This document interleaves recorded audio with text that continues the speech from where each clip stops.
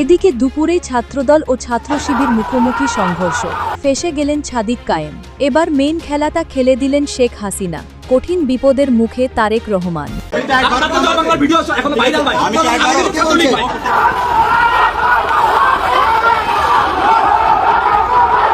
জামাত BNP ভয়াবহ যুদ্ধ শুরু। বিএনপি নেতাদের রাস্তায় ফেলে কুকুরের মতো পেটাচ্ছে শিবির নেতাকর্মীরা। এবার বিএনপি সরকারের ডেডলাইন ঘোষণা করে দিল জামাত। ক্ষমতায় আসা 2 মাসের মধ্যেই পতন ঘণ্টা বেজে উঠল বিএনপির।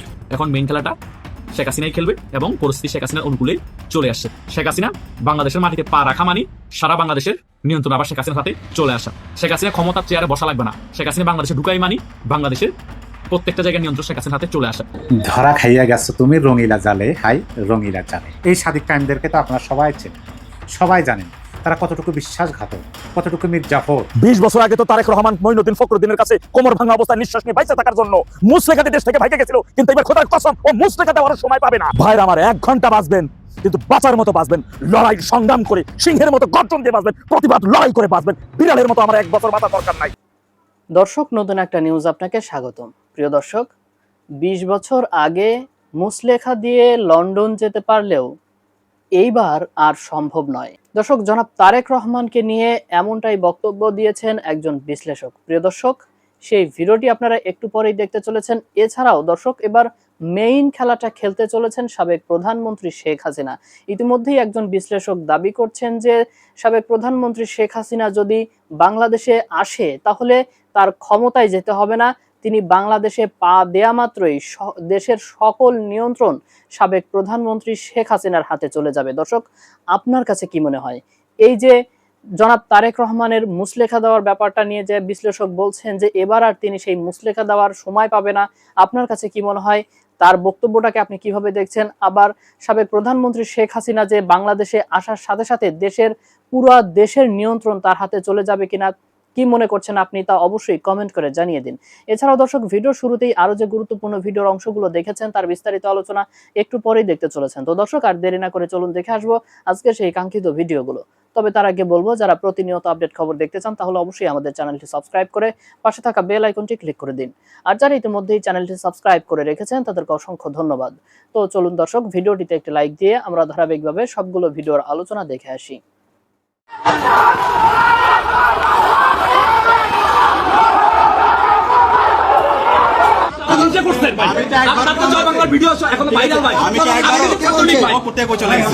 আপনি কি বলতে পারেন যে এই সাদিক কায়েমদের দায় নাই?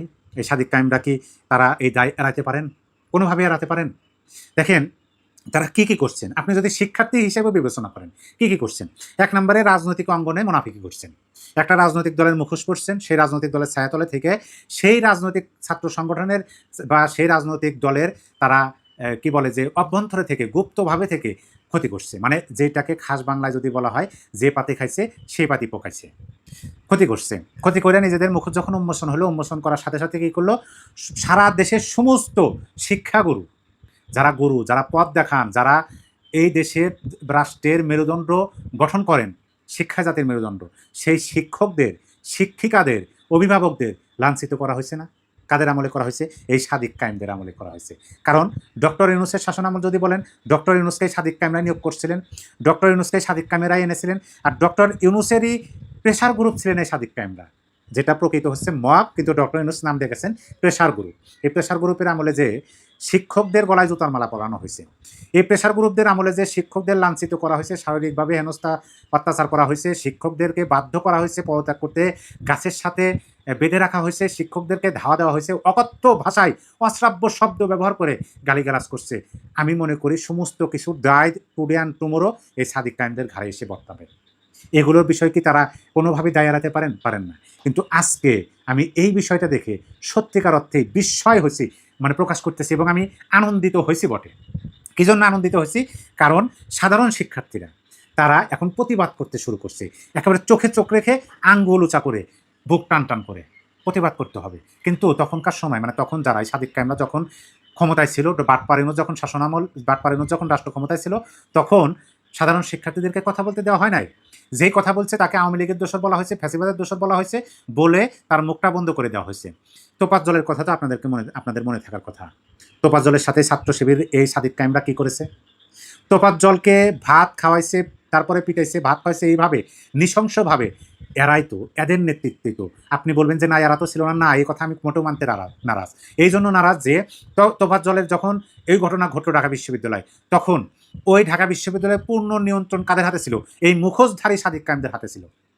তারাই নেতৃত্ব দিয়েছেন। বিশ্ববিদ্যালয়ের প্রশাসন তাদের কথায় উঠবোস করতো, বিশ্ববিদ্যালয় কর্তৃপক্ষ তাদের কথায় উঠবোস করতো। তারাই হর্তাকর্তা ছিলেন। তাদের আমলে হয়েছে না? হয়েছে তো।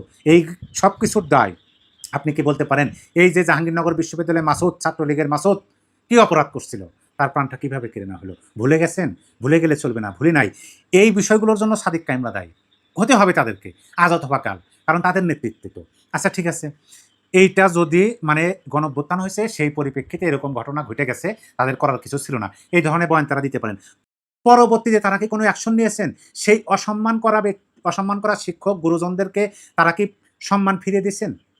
তারা তো সমাজ এখন মুখ দেখাতে পারেন না, তারা তো এখন কি বলে একেবারে অবহেলায় মানুষ হিসেবে জীবনযাপন করতেছেন। তারা একটা কি বলে মানবেতর জীবনযাপন করতেছেন। কাদের জন্য? এই সাদিক কায়েমদের জন্য। তাদের মনে কি দুঃখ নাই? ওই বঞ্চিত লাঞ্ছিত শিক্ষকদের গুরুজনদের মনে কি দুঃখ নাই, কষ্ট নাই, তাদেরকে হতাশা নাই? সেগুলোর যে দীর্ঘশ্বাস, সেই দীর্ঘশ্বাস কি এই সাদিক কায়েমদের ঘাড়ে এসে পড়বে না? পড়বে। আপনি একটা কথা মনে রাখেন, মহান আল্লাহ পাক ছাড় দেন, ছেড়ে দেন না, হবে বিচার।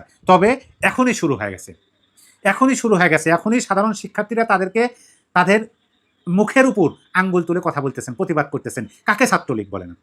আপনি কাকে ছাত্রলীগ বলেন? কাকে বলেন যে তুমি ছাত্রলীগ? আপনি তো ছাত্রলীগ, আপনার নেতৃত্বে মিছিল হয়েছে, আপনার নেতৃত্বে হেলমেট বাহিনী হয়েছে, সেই ভিডিওগুলো ভাইরাল হয়েছে। এই কথাগুলো যখন সাধারণ শিক্ষার্থী বলল, তখন আমি সত্যিকার অর্থেই অবাক হয়ে বিস্ময় দৃষ্টিতে দেখলাম যে এটাই বাঙালিদের পাওয়ার। তারা জেগে ওঠে।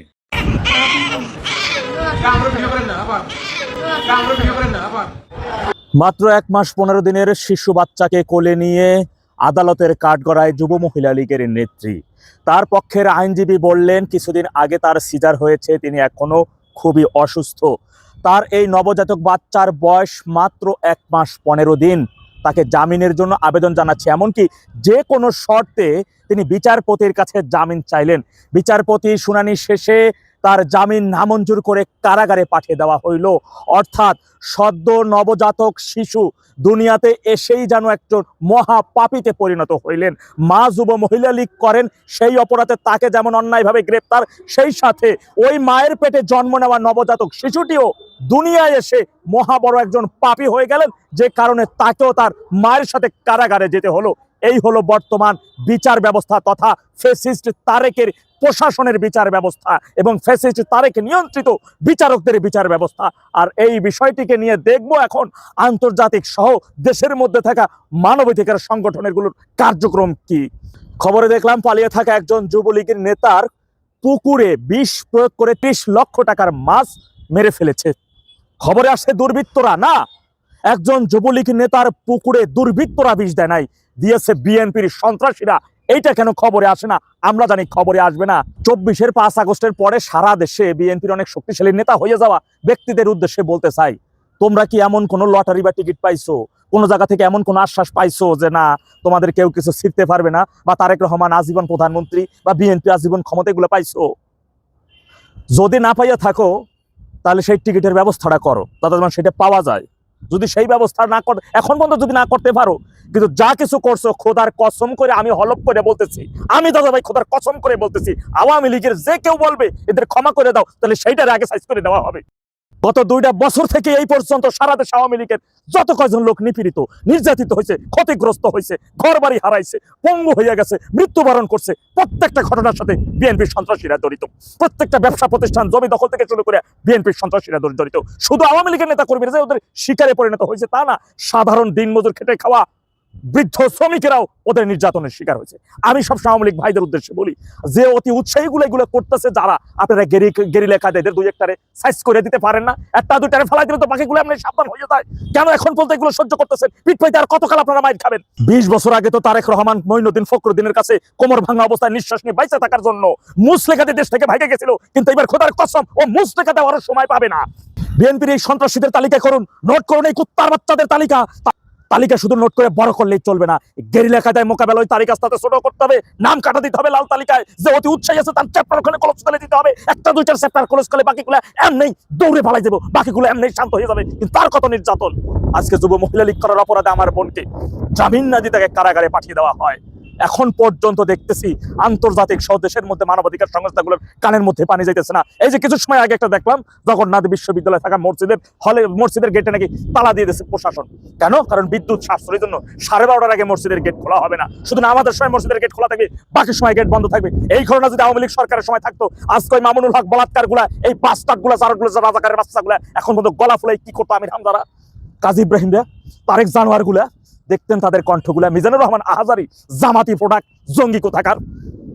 আজকে তারা নিশ্চুপ, কারণ আজকে ওদের সরকারই তো করতেছে, ওদের বিএনপি জামাতের জোট সরকার এটা করছে। সুতরাং এই বিষয় নিয়ে ওদের কোনো কথা নাই, এই বিষয় নিয়ে ওদের কোনো বক্তব্য নাই, কোনো মন্তব্য নাই। ওরা স্বার্থের জন্য হাদিস কোরআনকে বিক্রি করে, ওরা স্বার্থের জন্য ধর্ম বেচা নিজেদের পেট চালায় এই বদমাইশগুলা।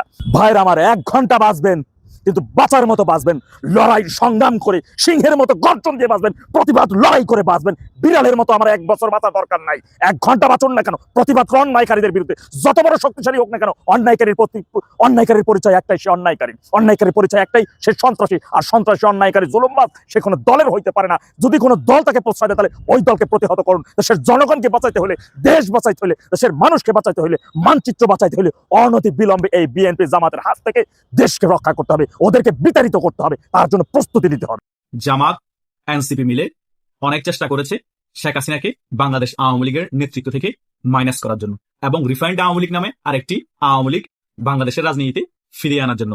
কিন্তু তাদের সকল চেষ্টাই ব্যর্থ হয়েছে, এবং ভারতও চেয়েছিল শেখ হাসিনার পরিবর্তে আরেকটি রিফাইন্ড আওয়ামী লীগ এনে বাংলাদেশে আওয়ামী লীগের রাজনীতি সচল করার জন্য। সেটাতে ভারতও ব্যর্থ হয়েছে। শেষ পর্যন্ত ভারতও মেনে নিয়েছে বাংলাদেশ আওয়ামী লীগ একমাত্র শেখ হাসিনার নেতৃত্বেই থাকবে। এটা যখন ভারত মেনে নিয়েছে, তার পরবর্তী সময়ে দফায় দফায় ভারতের কূটনীতিকদের সাথে আওয়ামী লীগের শীর্ষ পর্যায়ে নেতাদের বৈঠক হয়েছে, এবং শেখ হাসিনারও বৈঠক হয়েছে। কিভাবে শেখ হাসিনাকে বাংলাদেশের রাজনীতি আবার ফিরানো যায়, কিভাবে বাংলাদেশ আওয়ামী লীগকে বাংলাদেশের রাজনীতিতে ফিরানো যায়। এখন বিপাকে পড়ে গিয়েছে এই বিএনপি, জামাত এবং এনসিপি জোট।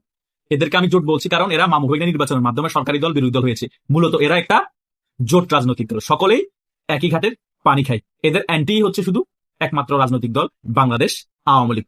সো ভারত এটা আগে থেকে অবগত, এখন অবগত আছে। ভারত এখন শেখ হাসিনাকে আনলক করছে। কেন আনলক করছে? তার মেইন রিজন হচ্ছে শেখ হাসিনাকে দিয়ে এখন সকল কিছু অ্যাক্টিভ করাতে হবে বাংলাদেশ আওয়ামী লীগের রাজনীতি।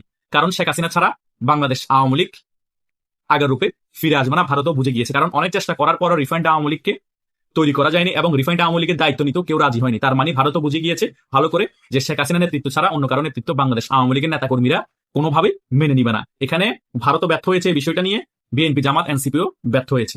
সো সকলে এখন মেনে নিতে বাধ্য হচ্ছে শেখ হাসিনাই বাংলাদেশ আওয়ামী লীগের সভানেত্রী হিসেবে থাকবে, এবং শেখ হাসিনা যতদিন বেঁচে থাকবে বাংলাদেশ আওয়ামী লীগের নেতৃত্ব শেখ হাসিনাই দিবে। সো এখন মেইন খেলাটা শেখ হাসিনাই খেলবে, এবং পরিস্থিতি শেখ হাসিনার অনুকূলে চলে আসছে। এটা ধরে রাখেন, শেখ হাসিনা বাংলাদেশের মাটিতে পা রাখা মানে সারা বাংলাদেশের নিয়ন্ত্রণ আবার শেখ হাসিনার হাতে চলে আসা। শেখ হাসিনা ক্ষমতার চেয়ারে বসা লাগবে না, শেখ হাসিনা বাংলাদেশে ঢুকাই মানি বাংলাদেশের প্রত্যেকটা জায়গার নিয়ন্ত্রণ শেখ হাসিনার হাতে চলে আসা। এই সকল বিষয়ে ভালো করে বিএনপি অবগত আছে, জামাত অবগত আছে, এনসিপি অবগত আছে। সেই কারণে সেই ভয়ে সংসদে বিল পাস করিয়ে আওয়ামী লীগের কার্যক্রম নিষিদ্ধ করেছে। তারা ভালো করেই জানে আওয়ামী লীগের কার্যক্রম যদি নিষিদ্ধ না রাখে, কোনোভাবে যদি স্পেস পেয়ে যায়, আন্দোলন সংগ্রাম করে যদি রাজপথ দখল করে শেখ হাসিনাকে বাংলাদেশে ফিরিয়ে আনতে পারে আওয়ামী লীগের নেতা কর্মীরা, তাহলে আমরা ক্ষমতায় নামে থাকলো সারা বাংলাদেশ নিয়ন্ত্রণ করে ফেলবে শেখ হাসিনা। কারণ শেখ হাসিনা আয়রন লেডি, তার নেতৃত্বের একটা গুণ আছে। এই 80 বছর বয়সে শেখ হাসিনা যেভাবে বাংলাদেশ আওয়ামী লীগকে নেতৃত্ব দিচ্ছে, অন্য কোন রাজনৈতিক দল হলো, অন্য কোন নেতা হলে 5 আগস্টের মতো এত বড় ভয়াবহ ঘটনা হওয়ার পর অন্য কোন রাজনৈতিক দল অস্তিত্ব থাকতো না। 10 বছর তো কথাই বলতে পারতাম। যদি বিএনপিরও এরকম কোন পরিস্থিতি হতো, বা আগামীতে যদি বিএনপির এরকম পরিস্থিতি হয়, বিএনপির নাম 10 বছর উচ্চারণও করতে পারবে না। কারণ শেখ হাসিনার মতো নেতৃত্ব বিএনপির মধ্যে নাই, এবং তৈরিও হবে কিনা আগামী 10 বছরে সেটাও বলা যাচ্ছে না। সো এই 2 বছরের কাছাকাছি সময়ে কিন্তু আওয়ামী লীগ যেভাবে ঘুরে দাঁড়িয়েছে, শেখ হাসিনার নেতৃত্বে মোটামুটি আওয়ামী লীগকে অল্প পর্যায়ে হলো যেভাবে সংগঠিত করেছে, এখনো অনলাইন যেভাবে আওয়ামী লীগের নেতা কর্মীরা দখলে রেখেছে, অন্য কোন রাজনৈতিক দল এরকম হলে কখনোই পারতো না। বিএনপি প্রায় 20 বছরের কাছাকাছি সময় ক্ষমতার বাইরে ছিল, অনলাইন কিন্তু সম্পূর্ণভাবে বিএনপি দখলে রাখতে পারেনি। জামাত কিছু রেখেছে, কিছু বিএনপি রেখেছে, আওয়ামী লীগেরও কিছু অংশ দখলে ছিল। কিন্তু আওয়ামী লীগ ক্ষমতায় থাকা অবস্থায় আরো বেশি অ্যাক্টিভ থাকা দরকার ছিল, অনলাইনে আরো বেশি দখলে নেওয়া দরকার ছিল অনলাইন। এখন যেভাবে সারা অনলাইন যেভাবে দাপিয়ে বেড়াচ্ছে আওয়ামী লীগের নেতা কর্মীরা, ইউটিউব বলেন, ফেসবুক বলেন, টুইটার বলেন, টিকটক বলেন, সকল জায়গায় এভাবে যদি আওয়ামী লীগ 16 বছর ক্ষমতা থাকা অবস্থায় এভাবে সারা অনলাইন সেক্টর নিয়ন্ত্রণ রাখতো, তাহলে এই ধরনের প্রোপাগান্ডা ছড়িয়ে এই ধরনের ব্রেনওয়াশ করে শেখ হাসিনা সরকারের পতন কোনোভাবেই ঘটাতে পারতো না এই সকল জঙ্গি গোষ্ঠী। সো যাই হোক, যা হওয়ার হয়ে গিয়েছে। এখন আগামী দিনে কিভাবে বাংলাদেশ আওয়ামী লীগকে ক্ষমতায় আনা যায়, আগামী দিনে কিভাবে অনলাইন দখলে রাখা যায়, আগামী দিনে কিভাবে রাজপথে নেমে সংগঠিত হয়ে রাজপথ দখল করে শেখ হাসিনাকে দেশে ফিরিয়ে আনা যায়, সেই লক্ষ্যে কাজ করতে হবে। অলরেডি বাংলাদেশের মধ্যে 1 থেকে 2 কোটি যুবক অ্যাক্টিভলি অনলাইনে 24 আওয়ার্স কাজ করার চেষ্টা করছে। যতক্ষণ ঘুম থাকে না ততক্ষণই তারা অনলাইনে থেকে শেখ হাসিনাকে ফিরিয়ে আনার জন্য আওয়ামী লীগের ভালো কাজগুলো প্রচার করছে। এটা গোড সাইন আওয়ামী লীগের জন্য। এবং রাজপথ কিছু সংখ্যক আওয়ামী লীগের নেতা কর্মীরা ঝটিকা মিছিল করে এই সরকারের উপর চাপ দেওয়ার চেষ্টা করছে। কিন্তু এই ধরনের ঝটিকা মিছিলে এই সরকার বেশি চাপে পড়বে না। আস্তে আস্তে ঝটিকা মিছিল করতে করতে বিশাল বড় একটি বিক্ষোভ সমাবেশ হয়ে যাবে আগামীতে। আস্তে আস্তে উজ্জীবিত করতে হবে। এখন অনেকের মানে প্রশ্ন হতে পারে 2 বছরের কাছাকাছি সময় হয়ে গেছে, এখনো কি নেতাকর্মীরা উজ্জীবিত হয়নি? ভাই, নেতাকর্মীরা এখনো উজ্জীবিত আছে, কিন্তু আরেকটু সংগঠিত হওয়া প্রয়োজন। অনলাইনে যেভাবে অ্যাক্টিভ আছে, অনলাইনে যেভাবে উজ্জীবিত আছে, সেটা মাঠে নেমে প্রয়োগ করা প্রয়োজন। সেটা যদি মাঠে নেমে প্রয়োগ করতে পারে, অনলাইনের অ্যাক্টিভ কর্মীদের মধ্যে জাস্ট 20% রাজপথে নামে, রাজপথ মেসাকার হয়ে যাবে। সে রাজপথ থেকে আওয়ামী লীগকে হটানো সম্ভব হবে না এবং সেই রাজপথে রক্ত ঝরবে এবং আওয়ামী লীগ বিজয় নিয়ে ঘরে ফিরবে। শেখ হাসিনাকেও দেশে ফিরাবে, এই রেজিমটারও পরিবর্তন হবে এবং আগামী দিনের দলীয় তত্ত্বাবধায়ক সরকারের আন্ডারে নির্বাচন হতে হবে। সেই নির্বাচনে 100% আওয়ামী লীগ 220টার উপর আসন পেয়ে আবার ক্ষমতায় আসবে। শেখ হাসিনা বেঁচে থাকুক বা না থাকুক, অন্তত শেখ হাসিনার পুত্র এই জয়ে হয়তোবা প্রধানমন্ত্রী হবে, না হলে শেখ হাসিনার মেয়ে সাইমা ওয়াজেদ পুতুল প্রধানমন্ত্রী হবে। অন্তত যে কেউ হলেও তো একজন হবে। কিন্তু আমি চাই অন্তত শেখ হাসিনার বেঁচে থাকা অবস্থায় অন্তত বাংলাদেশে আসুক, ক্ষমতার চেয়ারে বসুক আর না বসুক, বাংলাদেশে আসুক, অন্তত বাংলাদেশে এসে শেষ জীবনটা বাংলাদেশে কাটায়, অন্তত বাংলাদেশে তিনি মৃত্যুবরণ করুক। আমি এটাই চাই। এবং আওয়ামী লীগের যারা অ্যাক্টিভ কর্মী আছে এবং তৃণমূলের কর্মী আছে, তারাও কিন্তু মনের আবেগ দিয়ে কথাটাই সবসময় তাদের সাথে কথা বলে যে আওয়ামী লীগ ক্ষমতা আসুক আমরা চাই না, অন্তত নেত্রীকে একবার দেশে আসুক, নেত্রীকে একবার দেখতে চাই দূর থেকে, এবং নেত্রী যদি মারাও যায় বাংলাদেশে এসে মারা যায়, এই জিনিসটা আমরা অন্তত চাই। সো এই আশাটা যদি আপনাদের সকলের তৃণমূলের আশাটা পূরণ করতে হয়, তাহলে অনলাইনে অ্যাক্টিভ থাকতে হবে, সংগঠিত হয়ে রাজপথে নেমে রাজপথ দখল করতে হবে। অনেক সময় লাগছে, এটা বেশি সময় লং করা যাবে না, কারণ বেশি দেরি হয়ে গেলে শেখ হাসিনার বয়স হচ্ছে, হায়াতমত আল্লাহ হাতে, কখন কি হয়ে যায় বলা যায় না।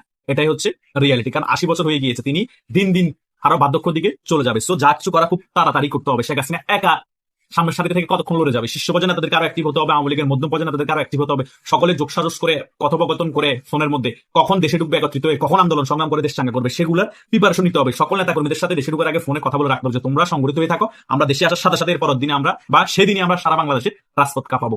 এভাবেই করে কিন্তু আমাদের সংগঠিত রাজপথ কাঁপাতে হবে, তাছাড়া আর কোনো ওয়ে নাই। এবং শেখ হাসিনাকে ফিরিয়ে আনার জন্য আর কোনো রাস্তা নাই। ভারত অনেক আগে থেকে গ্রিন সিগন্যাল দিয়ে দিয়েছে, ভারত এখনো কিন্তু শেখ হাসিনাকে আনলক করে দিয়েছে, ভারত এখনো কিন্তু বাংলাদেশ আওয়ামী লীগকে ফিরানোর জন্য যা যা কিছু করা প্রয়োজন সেগুলো করছে এবং বিএনপি সরকারের উপর চাপ ক্রিয়েট করছে, অর্থনৈতিকভাবে বলেন, কূটনীতিকভাবে বলেন, সকলভাবে।